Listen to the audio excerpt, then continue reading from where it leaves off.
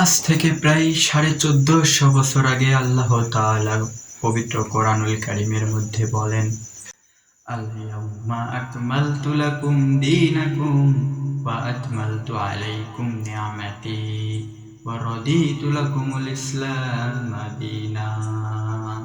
নিশ্চয়ই আজ এই মুহূর্ত থেকে আমি আমার রহমতকে তোমাদের উপর পরিপূর্ণ করে দিলাম এবং ইসলামকে পূর্ণাঙ্গ দিন হিসাবে মনোনীত করলাম।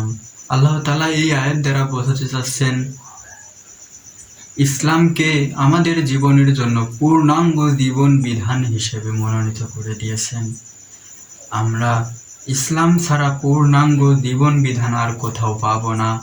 আর কিছু কিছু ক্ষেত্রে ইসলাম ছাড়া যদি আমরা অন্য কোনো জীবন বিধান মানি, সেটাকে আল্লাহ তাআলার এই কোরআনের আয়াতকে অবিশ্বাস করা হবে, যেটা প্রায় কাফের হওয়ার সমতুল্য।